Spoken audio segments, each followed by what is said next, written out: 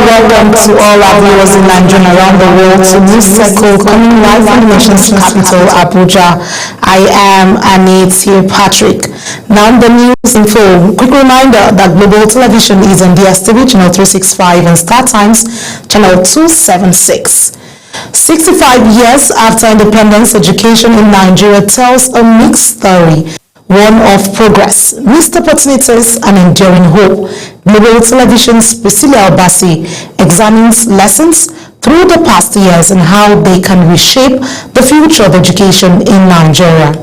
Over the decades, Nigeria has moved from colonial-era schools that trained civil servants to mass education drives aimed at expanding access for all children. The creation of WAEC, JAMB, and NECO gave structures to examinations, while the Universal Basic Education Policy promised every child 9 years of free schooling. Yet, with over 10 million out-of-school children, underfunded schools, and repeated strikes, challenges remain as glaring as ever. I feel the quality of education in the public sector is poor because they don't have access to good infrastructure. The quality of teachers in the public sector is not as good. So I will encourage the government to pay more attention to the public sector. So the quality of education we're experiencing presently is as a result of the input that the government has made in the educational sector. And that's why about 2 or 3 years ago, statistics had it that over 75% of Nigerian graduates are unemployable. And why is that? Because they lack the requisite skills and that is needed for them to be employed. The rise of technology, private schools, and international collaborations are opening new frontiers. Still, education insists Nigeria must learn from its uneven past if it hopes to prepare for a knowledge-driven future. The government needs to intervene in terms of funding because education is money. You cannot do education properly without money. When you go and recruit school dropouts, people who graduated secondary school and make them teachers, you cannot give what you don't have. So first of all, you need well-trained teachers, well-paid teachers to get the best. On this Independence Day, one message rings clear to government.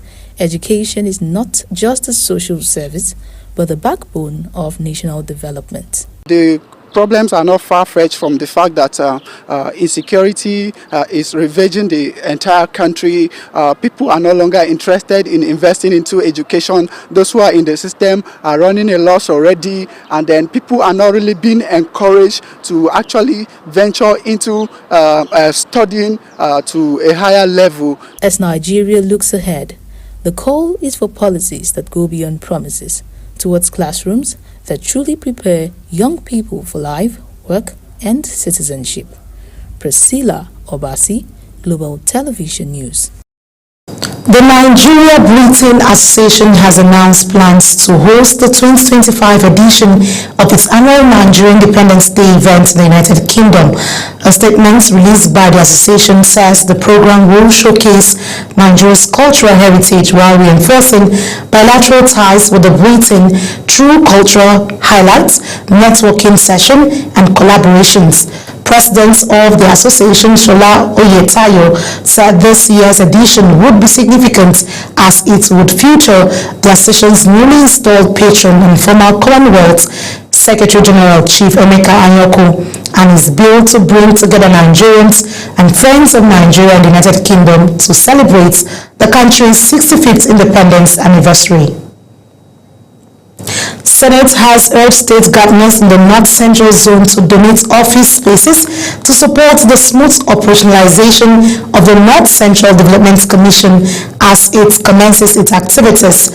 This appeal came during the 2025 Budget Defense Interface between the Senate Committee and the Commission's board in Abuja. The All Progressives Congress APC has inaugurated a grassroots mobilization movement to enlighten Nigerians on the policies of President Bola Tinubu and how they are changing the lives of citizens. Our political correspondent Uba Musoro reports. Of the Renewed Hope grassroots movement brought together leaders, mobilizers and stakeholders of the APC in Abuja to push forward the agenda of the Tinubu's administration at the grassroots level.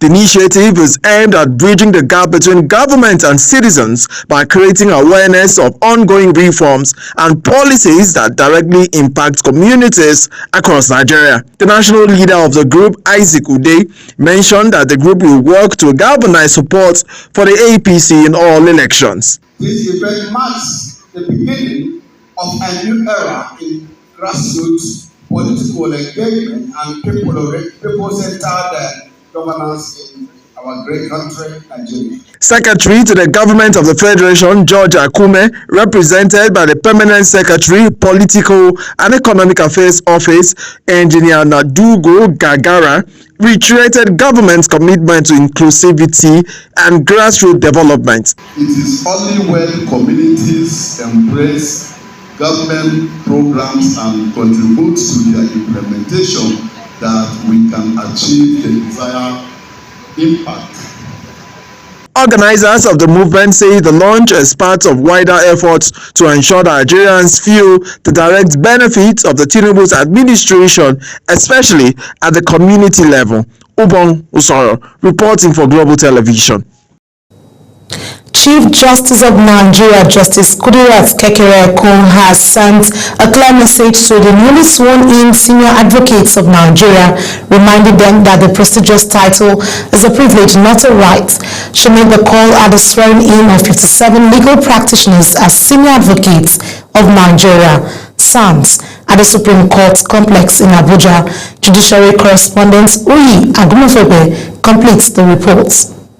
At the swearing-in ceremony, the Chief Justice of Nigeria, Kudirat Kekereekun, cautioned that the rank of Senior Advocate of Nigeria, often regarded as the pinnacle of legal recognition, comes with weighty responsibility. She warned that the title could be withdrawn if holders misuse or abuse its privileges, stressing that integrity and ethical conduct must remain at the core of their practice. Let me take a moment to reiterate a caution I delivered at last year's ceremony. The rank of Senior Advocate of Nigeria is a privilege, not a right. The privilege can and indeed will be withdrawn in appropriate circumstances where it is abused. I commend the efforts of the Legal Practitioners Privileges Committee in sustaining the standards and integrity of the process leading to the final selection of successful applicants. Some of the newly minted Senior Advocates of Nigeria speak on the significance of the conferment and the demand it places on recipients. I feel elated, happy, and also looking forward to the challenges that lie ahead. And for me, I think this is just the beginning. It is the highest rank that you can attain in the profession, and it's an opportunity to do more, to continue to give back to the society. So I'm eternally grateful to the LPPC for conferring myself and 56 of my colleagues. The ceremony was also a moment of reflection as Justice Kekereekun paid glowing tributes to four eminent jurists, including former Chief Justice Muhammadu Lawal Uwais and 3 retired Supreme Court justices. The ceremony equally signaled the formal commencement of the 2025-2026 legal year. Uyi Agumofebe, reporting for Global TV News. Director General of the Bureau of Public Service Reforms, Dr. Dasuki Arabisa, strict adherence to due process and procurement laws remains essential to safeguarding public resources, as over 517 government institutions undergo fresh round of assessments. Samuel Odi reports. In the subsequent bulletin, let's take some stories from the Federal Capital Territory. The Federal Capital Territory Administration, FCT, has intensified its commitment to infrastructural development with the official flag off of the Access Road project at Ariel Road, ST, from Green Road to the FCT Fire Service Station in Kaura District, including a 3-span bridge. Kabir Hassan reports. In continuation of its infrastructural development drive, the FCTA says the project will not only ease traffic congestion, but also improve accessibility within the Kaura district. The 3-span bridge is designed to enhance connectivity, providing critical road links that will support both residential settlement and emergency response services in the area. The FCT Minister Nyesom Wike highlighted some of the significance of the road to Abuja residents as the upcoming World Games and others. To men, today we're in Kaura district to flag off this very important arterial road S1. I believe and I am sure that all of us know the company InfoWest. The Abuja Kaduna Zaria Road was given to them by the Federal Executive Council, and I do know the work is going on very smoothly, and so this shouldn't pose as a problem. It's about 2.something kilometers, but very, very important road that will link up or open up the Kaura district. Wike noted that the flag-up is a strategic intervention that aligns with the FCT administration objective of providing infrastructure to the city. With the flag-up of this project, residents of Karo district and its environs are hopeful that the access road will ease transportation challenges and improve socio-economic activities once completed. Kabir Hassan, reporting for Global TV News. Ahead of the 2026 Hajj operations, the National Hajj Commission of Nigeria, NACON, has inaugurated a committee for the screening of tour operators. The inauguration took place at the Hajj House headquarters of the Commission in Abuja. A statement issued by Adeshawa Kako, NACON's Information and Publications Division, noted that the committee comprises management staff of the Commission alongside other key members, including representatives from the secretariat. You're watching the live broadcast of News Cycle. When News Cycle returns, federal government begins payments of 32,000 pension increments to retirees. Details coming shortly, plus foreign and sports stories on the other side of this break. Please stay with us.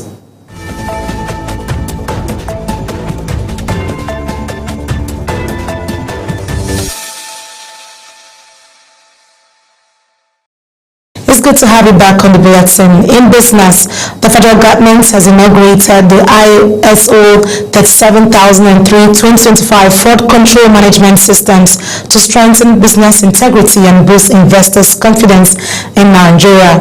The Minister of Trade, Industry and Investment, Dr. Jumoke Oduwole, represented by Jechima Agu, Deputy Director Reforms at the Ministry, performed the inauguration in Abuja.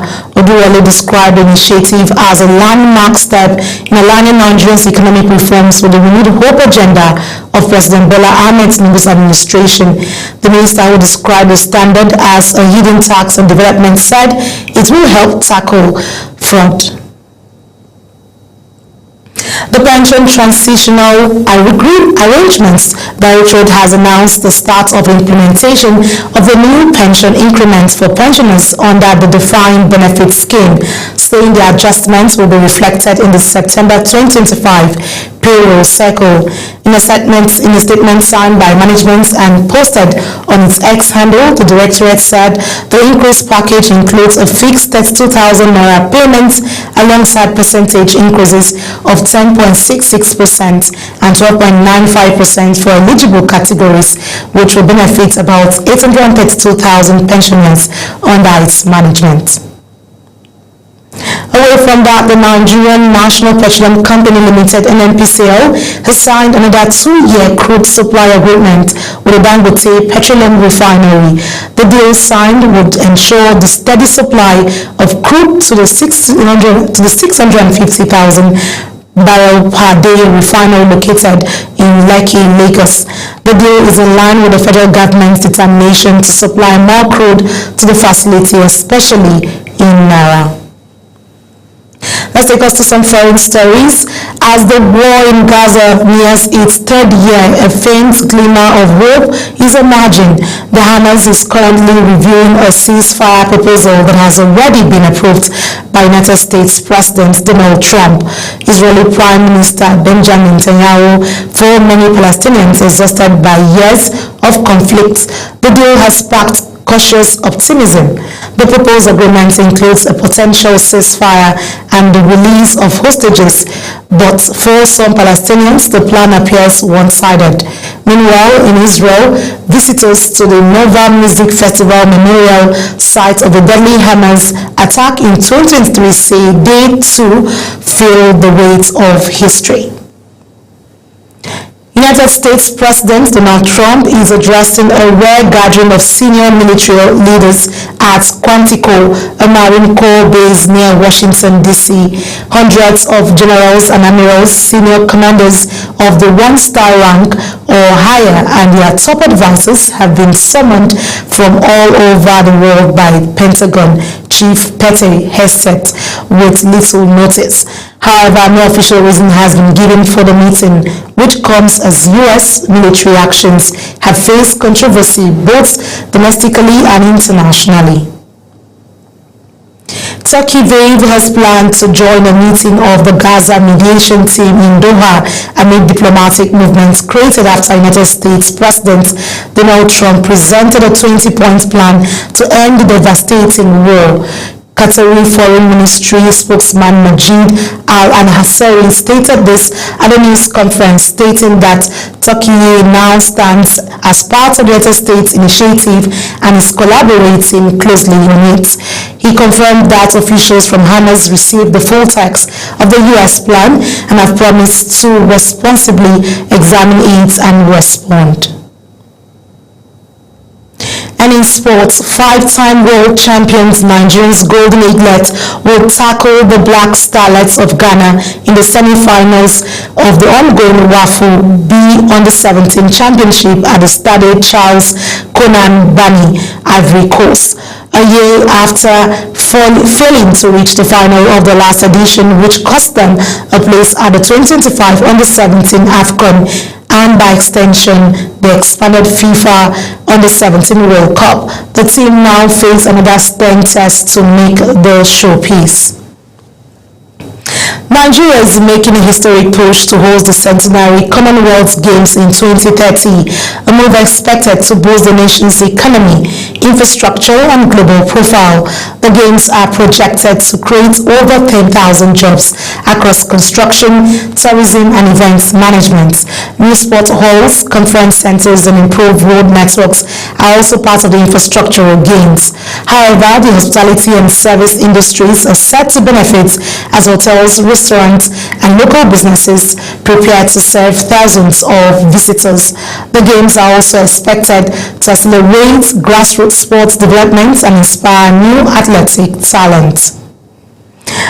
The South African Football Association says it will lodge a formal appeal against the 3-point deduction and fine sanctioned against it by FIFA for fielding an ineligible player, Tobo Mokona, during their 2026 World Cup qualifiers against Lesotho in March. South Africa, who led the qualifying Group C, which also has the Benin Republic and Nigeria, were docked 3 points by FIFA. Atletico Madrid manager Diego Simeone has been given a one-match ban for unsporting conduct by UEFA following his clash with Liverpool supporters at Anfield after Liverpool captain Virgil van Dijk scored a 92nd minute winner in Atletico's 3-2 defeat. Simeone reacted after he appeared to be goaded by a small number of home fans. The Argentine complained to the fourth official with a number of stewards positioned between him and the Liverpool supporters.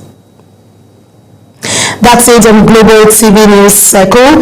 A quick reminder that Global TV is on DSTV channel 365 and Star Times channel 276. Kindly follow us across all our social media platforms now showing on your screen using @GlobalTV NG. I am Anita Patrick. Thank you for being a part of the bulletin.